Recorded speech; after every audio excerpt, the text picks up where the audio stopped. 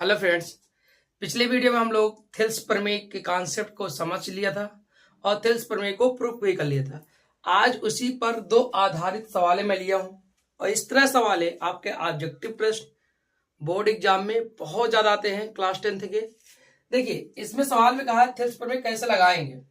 कहा है पहले सवाल में कि डीई समांतर क्या है, बीसी है।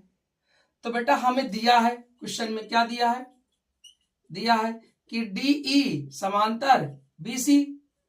तो हम लगा देंगे थेल्स प्रमेय से। थेल्स प्रमेय से थेल्स प्रमेय क्या कहता है कि एडी बटा डीबी, एडी बटा डीबी बराबर एई बटे ईसी। अब बताओ एडी का मान कितना है, एडी का मान दे रखा 1.5 अपॉन डीबी का मान कितना रखा है 3 बराबर इधर एई का मान कितना है 1 और इधर ईसी का मान कितना है x। अब अगर इसको आगे हल करें तो बेटा इसको काट देंगे तो आप यहां देखो ध्यान से, 3 से गुणा इसमें हो जाएगा 1.5 से यहां आ जाएगा, यानी x बराबर 3 अपॉन 1.5, 0 बढ़ा के दशमलव हटाएंगे, काट देंगे 15 दूना 30, यानी x का मान कितना आ गया 2 आ गया। x का मान कितना आ गया 2 आ गया। आप ओरल ऐसे कर सकते हो, ऑब्जेक्टिव क्वेश्चन आते हैं, यहां पर थेल्स प्रमेय लग जाएगा। जब ये बराबर है तो थेल्स प्रमेय से क्या कहता है,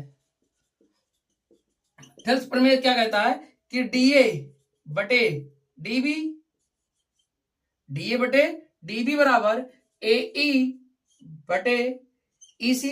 अगर ये पैरेलल है, ये समांतर है, डी समांतर बीसी है, तो थेल्स प्रमेय कहता है कि डी से ए तक बटे डी से बी तक का अनुपात, इसका अनुपात ए से ई तक का और ई से सी तक का अनुपात क्या होता है, बराबर होता है।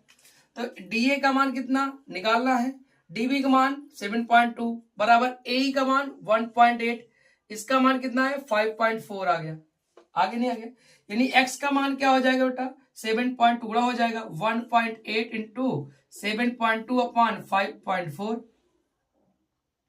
अब इसको काट देंगे, हल कर लेंगे, आपका आंसर आ जाएगा।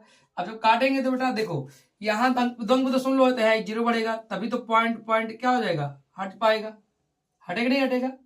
अब 18 से काटोगे 18 54, इसको काटोगे 24 72, यानी जो अमान आया 24 नहीं है, सॉरी 0 भी है, 0 भी है तो एक अंक पॉइंट लग जाएगा। ये 2 दशमलव कितना आया 4 आया, एक्स का मान कितना आया 2.4 आया।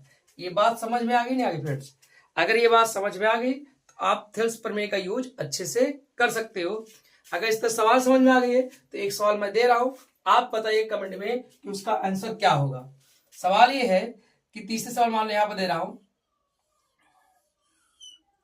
कि मैं लिख देता हूं बेटा D E parallel BC A B C, ये डी है और ये ई है। अगर आपको समझ में सवाल आ गया तो आप इसका आंसर बताइए जरूर। ये 10 सेंटीमीटर है, ये 5 सेंटीमीटर है, ठीक है, ये 10 सेंटीमीटर है, कितना है 5 सेंटीमीटर है, ये आपका 2 सेंटीमीटर है, ठीक है, और ये हमारा निकालना है x सेंटीमीटर।